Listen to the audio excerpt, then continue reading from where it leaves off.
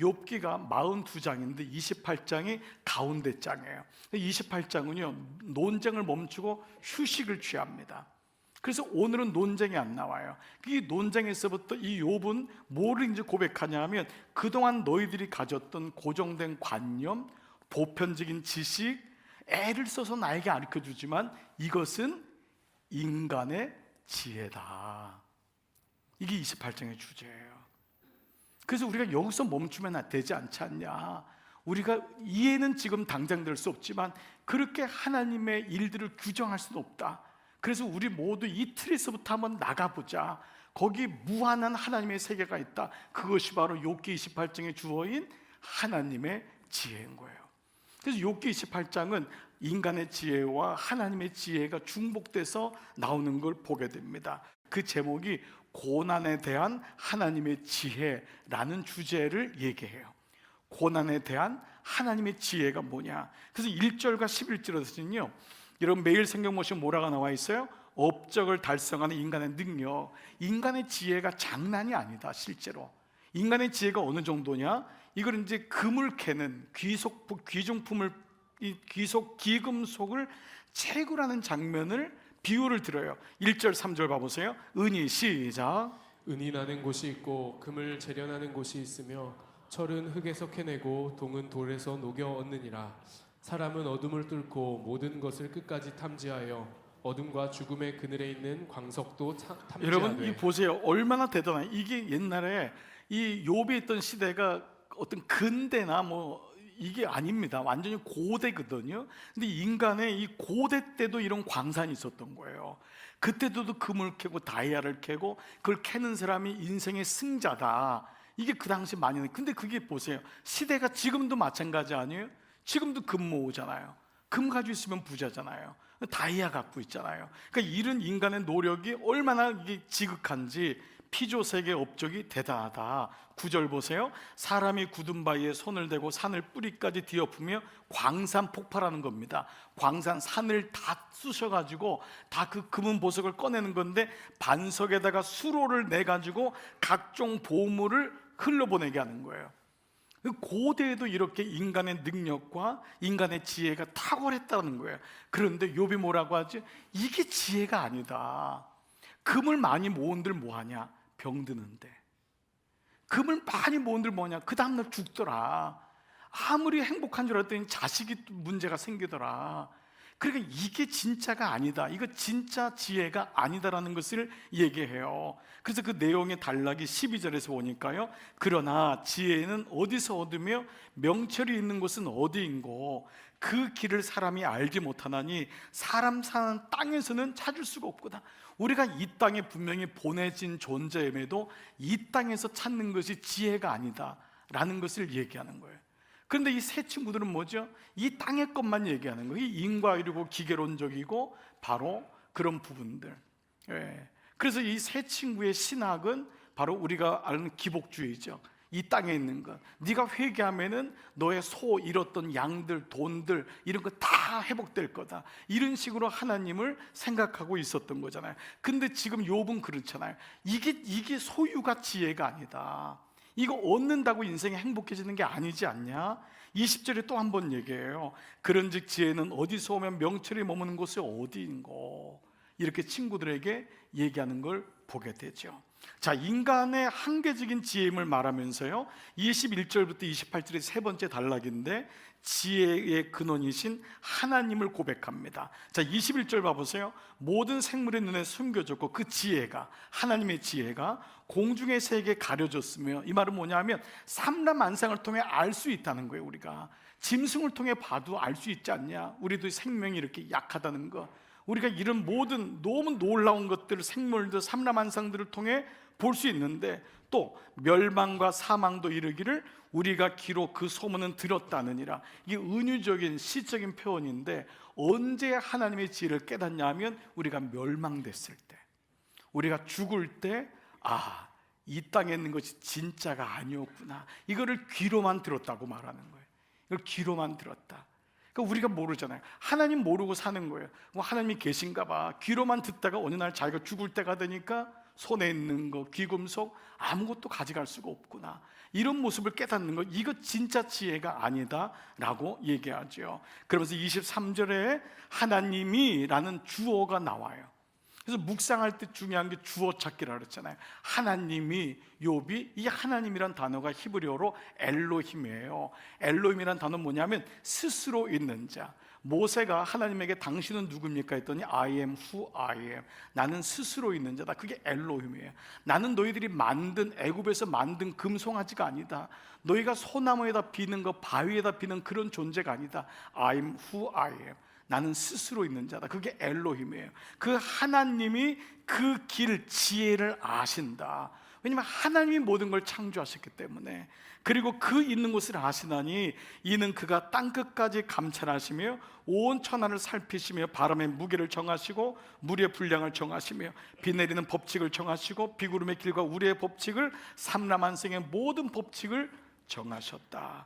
그리고 선언해요. 28절, 그 하나님 주를 경외함이 지혜다. 그 하나님을 인정하는 것, 우리의 지혜의 연약함을 내려놓고 하나님의 지혜가 있다. 우리 원 안에서 내가 옳다고 우기지 말고 원 밖에 무한한 세계가 있음을 인정하는 것, 그것이 주를 경외함이 지혜고 악을 떠남이 명철인데, 이 악이라고 하는 성경의 악은요, 여러분이 물론 잘못된 일도 악이에요.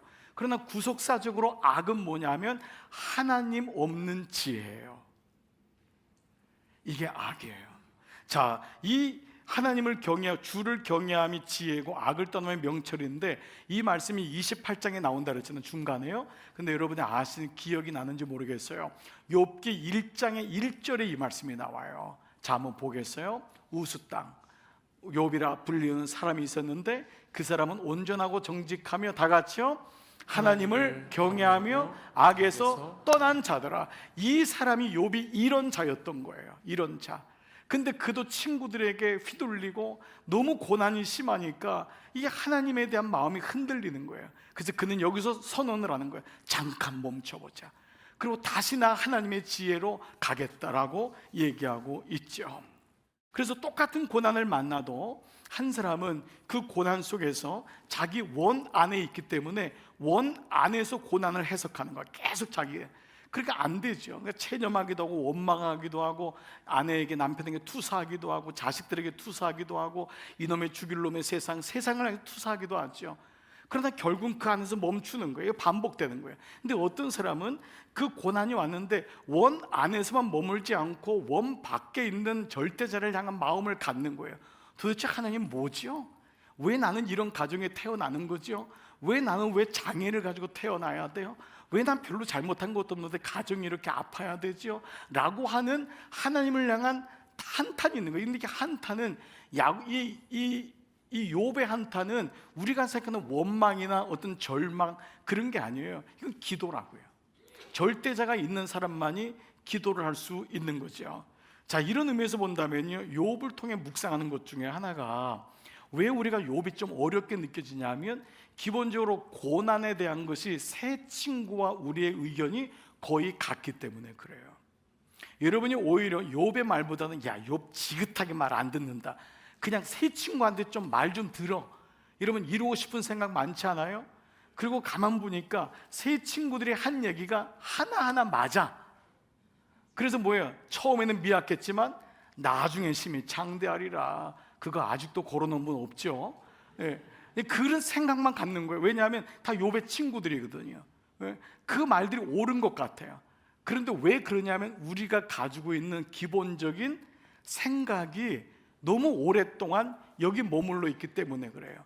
기독교인이 된다는 것은 말씀을 통하여 기독교적인 뷰를 갖는 거예요. 기독교적인 사고, 기독교적인 성경적인 세계관을 갖는 것을 가리켜서 기독교인이라고 해요. 교회만 다니지만은 세속적이고 샤머니즘이고 불교적이고 범신론적인 그런 마음을 갖는다면 그 사람은 몸은 나왔지만은 또 하나의 반지를 끼는 거예요. 그래서 성경을 봐야 되고 성경을 읽어야 되는 이유가 여기 있는 거예요. 자, 그러면 첫 번째 무엇이 문제냐면, 첫 번째, 세상 지혜는 고난을 어떻게 이해하냐면 인과율적 세계관으로 고난을 대하는 사람이 있어요. 인간응보적이에요. 대부분의 그리스도인들도 종교로 믿으면 이 안에 새 친구와 마찬가지로 멈춰 있어요. 자, 고난과 형통의 배후에는 이유가 있다. 내가 잘한 게 있으니까 복을 받고 못한 게 있으니까 벌을 받아요. 그러니까 이 사람은 하나님의 은혜가 별로 감격적이지 않은 거예요. 하나님의 은혜는 잘하고 못하고를 떠나서예요.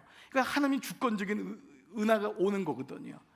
그러니까 이 은혜가 그 자체가 감격인데, 이것은 내가 중심되기 때문에 내가 잘하면 보상받고 못하면 죄를 받는 거예요. 이 생각이 있으면은 하나님도 어떻게 믿죠? 두려움의 존재로 믿는 거예요. 하나님과 종의 관계인 거죠. 자, 두 번째는 인과율과는 조금은 거리 반대 개념인데, 이 사람은 좀 쿨해요. 인과율은 좀 이렇게 벌벌벌 떠는 스타일이지만 이 사람은 뭐냐면 고난은 무작위로 일어나는 거야. 나는 거기에 대해서 쿨하게 대하면 돼. 그래서 무작위로 일어난다고 믿는 사람이에요. 이 사람은 우연히 일어나는 사건과 사고의 결과예요. 그런 일이 있을 수 있지 뭐. 일반적으로 그럴 수 있습니다. 종교적인 사람은 인과의로 붙잡히지만은 이미 종교를 떠나거나 그 마음에 자유함이 있다고 스스로 속고 있는 사람, 내가 중심이 되는 사람은 무작위로 생각한다고 하세요. 뭐 이런 일이 있을 수 있어. 어떤 일에도 원리도 법칙도 없는 거야. 인생은 다 그런 거야. 크고 작은 사고들이 연속이야. 그야말로 재수가 없는 거야. 재수에 온 붙은 거야. 이렇게 생각합니다. 그래서 최선의 방책은 그런 죄를, 그런 화를 당하지 않도록 잘 간수하는 거예요. 자기를 잘 간수하고 조심하는 거죠. 그리고 뭐 어떤 일이 있을 때 액땜한다고 하죠. 액땜. 여러분 그런 말 많이 들어보셨죠? 액땜한다. 그런 마음이 있는 거예요. 물론 일이 생기면 원망해요. 그렇지만은 어쩔 수 있겠어? 받아들여야 되지. 근데 받아들이는 데는 그 사람의 성향에 따라 두 가지로 받아줘요. 한 가지는 뭐냐면 의지가 약한, 이거 의지라고 하긴 뭐예요? 기질상으로 좀 약한 분이 있어요. 이분은 여기에 대해서 포기하는 거예요. 체념이 일어나요. 체념이. 인생의 줄을 놓거나 심지어는 목숨과 담보를 하기도 해요. 체념이 일어나요. 근데 어떤 사람은 성격적으로 굉장히 강해요. 이 사람은 나는 고난을 이기고 말 거야. 내가 우리 아버지로부터 이 고난, 이 가난을 난 견딜 수가 없어. 내가 보란 듯이 살 거야. 이건 고난을 이기는 것이 아니라 사실 고난에 집착하는 거야. 그래서 이 부분은 고난에 대한 체념과 집착의 부분이 계속 일어나요. 인과율은 뭐죠? 벌벌벌 떠는 거예요. 이 사람 뭐죠? 쿨한 것 같지만 자기 나름대로 주인이 돼서 사는 거야. 둘의 공통점은 하나님이 없어요. 기독교의 세계관은 이와는 전혀 달라요.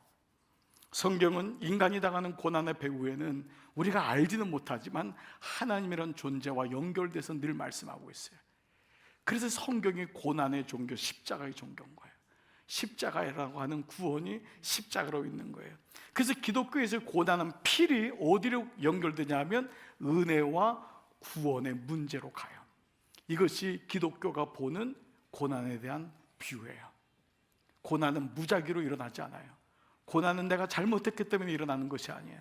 그 고난은 분명히 은혜로 해석이 돼야 되고, 그 고난은 우리를 구원으로 이끄는 일이 돼요.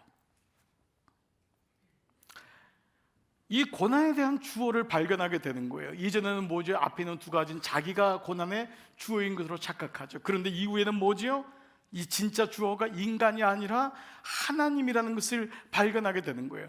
원 안에 내가 있어야지 돼라고 했던 것이 이 원을 만든 분이 하나님이구나. 나라는 존재는 어느 날 귀하지만, 존귀하지만 사라지는 존재구나, 유한한 존재구나를 깨닫게 되죠. 그래서 이해할 수 없는 차원이지만 그 범주에서 하나님은 여전히 일하심을 믿는 거예요. 그래서 영적 출애굽, 그래서 이 고난이 구원하고 연결되는 것입니다. 그래서 하나님은 고난을 주시기도 하지만 고난 가운데서 같이 아파하기도 하시고, 그 고난을 통해서 우리의 삶이 변모되기를 원하시기도 하시는, 이 고난은 그렇게 은혜와 구원과 연결돼요. 그래서 우리가 이 땅에서 당하는 이유 없는 고난에 대한 질문의 해답이 바로 우리가 믿는 예수 그리스도, 이 크리스찬 기독교의 본질인 십자가하고 연결되는 거예요. 모든 종교는 다 편안해지는 거예요. 모든 종교는 다 낙원에 가는 거예요. 그런데 기독교는 그 가운데 뚫어야 될 것이 있어요. 바로 예수 그리스도의 십자가예요. 여러분이 목에 걸고 있는 십자가, 너무도 예쁜 십자가지만 2000년 전 이 십자가는 그야말로 죽음의 십자가인 거예요. 상상이 안 가잖아요. 십자가를 보면 재수가 없는 거예요. 근데 이 십자가가 구원이라는 거예요. 그래서 사도 바울이 이걸 깨닫고 뭐라고 하죠? 그 율법주의자였던, 인과응보주의자의 대표적이었던, 바리새인 중에 바리새인이었던 이 사도 바울이 예수님 만난 다음에 고린도전서 1장 23절, 우리는 십자가에 못 박힌 그리스도를 전하니, 이왕이면 부요하게 되신 부자이신 그리스도를 전하면 좋잖아요. 축복받은 그리스도, 번영의 그리스도. 그런데 십자가에 못 박힌 그리스도를 전하니 유대인에겐, 이것을 믿지 않는 인과율에 빠져있는 유대인에게는 꺼리끼는 것이고, 그리고 무작위로 일어난다고 믿는 이방인들에게는 미련하게 보이는 거예요. 고난을 왜 받아? 액땜해야지, 잘 간수해야지, 똑똑해서 고난을 피해 다녀야지. 그렇습니다. 근데 그 24절에 뭐라고 하죠? 오직 부르심을 받은 자들.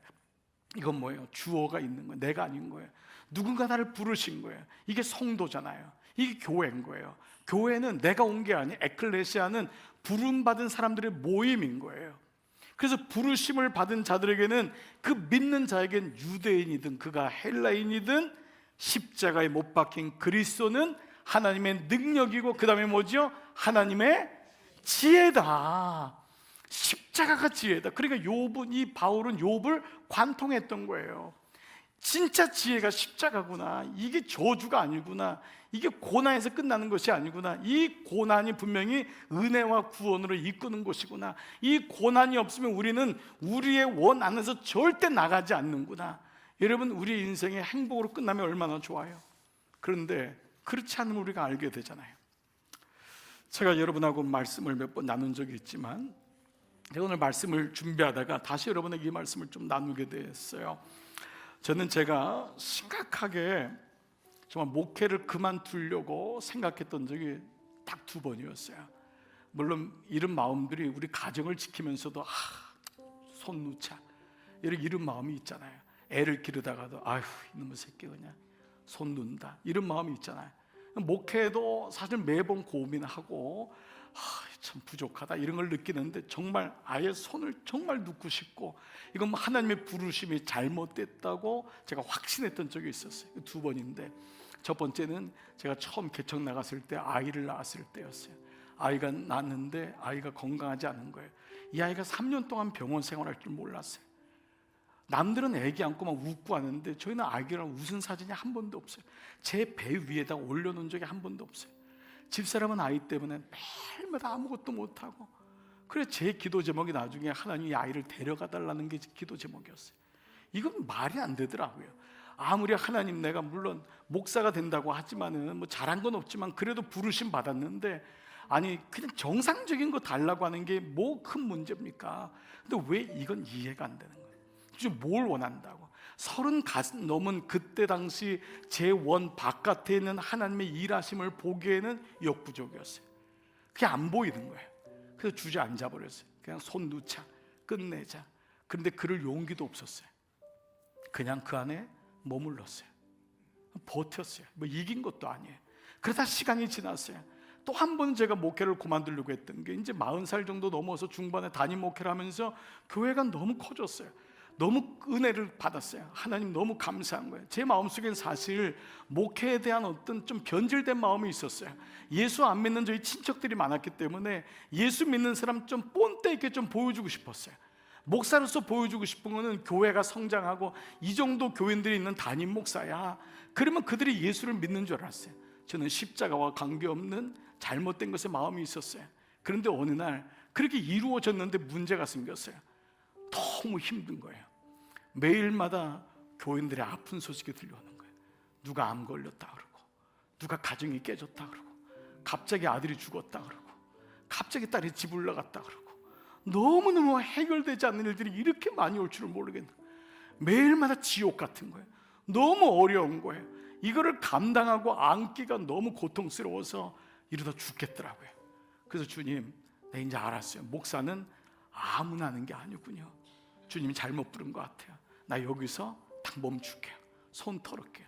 근데 그때도 그런 용기가 없었어요. 그런데 그때마다 주님께서 저의 눈을 하나님께로, 특별히 예수님의 겟세마네 동산으로 자꾸 옮기시는 거예요. 예수님이 뭐라고 이 땅에 오셔서 구원 아주 뽐때 있게 이루시면 되는데 왜 이런 구절이 있지? 왜 겟세마네 가가지고 얼마나 막 아파하시고 이 잔을 내게서 떠나게 하소서, 아니면 먹겠습니다, 땀방울이 핏방울 될 때까지 하나님이란 분이 왜 이렇게 고민하시나? 그런데 그때 십자가로 부름받은 주님의 마음이 읽혀지기 시작했어요. 또 하나는 이 삶의 모든, 저만이 아니라 모든 사람이 삶의 목회로 부름받은 거라고요. 여러분이 가정으로, 직장으로, 이 땅으로 다 목회자로 부름받았잖아요. 그 교우들의 삶을 하나님이 보게 하시는 거예요. 저한테 말했으면 너는 아무것도 아니다, 그거 가지고 너 뭐 어렵다 그러냐. 직접 당하는 교인들, 그 교인들의 삶은 너무도 힘들었어요. 그 교인들의 모습을 보게 한 거예요. 그때 저는 하나님 앞에 아무 얘기를 할 수가 없었어요. 근데 그 고난이, 그 아픔이 이해될 수 없었지만 그것이 은혜와 구원으로 가는 것임을 조금씩 알게 됐어요. 여러분이 감당하시는 모든 삶은 사실 근본적으로 아픈 겁니다. 누가 이 땅에는 꽃길만 있다고, 이건 정말 거짓말입니다. 어디 세상에 꽃길만 있습니까? 상처 입은 사람이 상처 입은 사람을 사랑해야 되는 게 가정인데, 상처 입은 아버지가 상처 입은 엄마를 만나야 되고, 상처 입은 부모가 상처 입은 자녀를 사랑해 줘야 되는 게 목회 현장인데, 거기 어떻게 꽃길만 있고 모든 일이 좋은 일만 어디 있겠어요? 믿었던 그 사람이 나에게 칼을 들이대기도 하고, 그것 때문에 배임을 당하기도 하고, 너무 가슴 아픈 거예요. 부부는 그래서 일촌이 아니라 영촌이라 그러잖아요. 가까우면 한 영혼이지만 멀어지면 이 사람처럼 나에게 상처를 줄 수 있는 사람이 없는 거예요. 고난은 이 땅의 기본값인 거예요. 여러분, 이왕에 여러분이 그렇게 기도하는 대로 승승장구하고 일 되는 일보다 풍풍되고 자녀들도 뭐든지 잘 되면 얼마나 좋아요. 그런데 하나님은 그렇게 말씀하신 적이 없어요. 그런 법이 없어요. 만약 여러분 누군가가 그렇게 얘기한다면 그건 거짓말이고 거짓 선지자예요.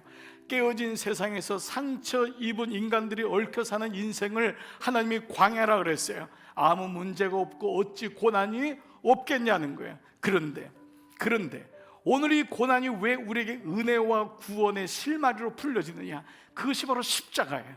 그것이 바로 구원이에요. 그래서 구원을 받은 그리스도인은 고난을 대하는 자세가 다르고 고난을 보는 눈이 달라요. 예수님이 요한복음 16장 33절, 이것을 너에게 이르는 것은, 이게 뭐냐 하면 내가 십자가에 죽겠다고 하는 말이에요. 내가 십자가에서 죽겠다. 이것을 너에게 이르는 것은 너희로 내 안에서 평안을 누리라 합니다. 여러분, 이게 이해가 되세요? 예수님, 내가 십자가에 죽겠다고 하는데 이걸 이르는 말은 십자가를 통과해야지만이 너희가 내 안에서 평안을 누리게 하려 합니다. 세상에서는 너희가 환난을 당해요. 분명히 예수님 말씀하셨어요. 어디 꽃길이라고 말씀하셨어요. 세상에서는 어떤 일이든지 환난을 당하는데 주님이 뭐라고 해요? 담대해라. 이것 때문에 줄 놓지 말아라. 이것 때문에 액땜했다고 생각하고 이것 때문에 쿨한 척하지 말아라. 그 대신 담대해라. 왜냐하면 내가 세상을 이겼노라. 내가 세상을 이겼노라. 이게 예수님의 메시지인 거예요. 오늘 고난을 푸는 것도 내 지혜로 풀면 우리는 이 안에서 업앤다운으로 늘 그 안에 멈춰 있는 거예요. 그러나 그때마다 힘들지만은 하나님의 지혜를 보시는 거예요. 하나님의 지혜의 마음을 보셔야 돼. 그것이 말씀이고 그것이 계시요 그것이 하나님의 은혜예요. 그 은혜가 있을 때만이 고난이 그나마 주님의 은혜로 풀려지고 그 안에서 버티고 견딜 수 있는 힘을 주세요. 세상은 여러분에게 버티지 말라 그래요. 그냥 쿨하게 살라 그래요. 고난 생각하지 말라고 해요. 그러나 욥기에서는 우리에게 이 고난의 마음을 계속해서 묵상하게 하사 이번 한 주간 욥의 마음이 되어서 묵상 노트에 이런 기도 제목을 적어봤어요.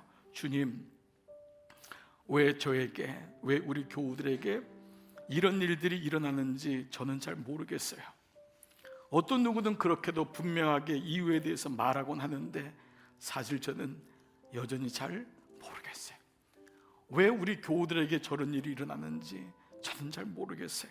하지만 저는 주님께서 저와 우리 교우들의 삶과 미래를 무엇보다 우리들의 구원을 주님께서 붙잡고 있음을 저는 믿어요. 왜냐하면 우리는 모두 주님의 것이기 때문에.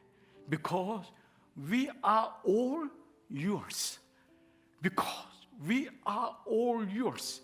우리 모두는 주님의 것이기 때문에, 그래서 지금은 이해할 수가 없고 지금은 잘 모르지만 우리는 주님 안에 거하는 아들, 딸이기 때문에 이것이 욥기가 우리에게 끊임없이 던져주시는 하나님의 지혜입니다. 사랑하는 여러분, 이번 한 주간도 인간의 지혜가 우리에게 가득 찰 때마다 말씀으로 돌아가 하나님의 지혜를 넘보십시오. 봐보십시오. 그 하나님께 물어보십시오. 그럴 때마다 주님은 여러분과 함께 하시고 아파하시고 여러분과 분명히 승리하는 그날까지 함께 하실 것입니다. 이번 한 주간 여러분 승리하시기를 주의 이름으로 축복합니다.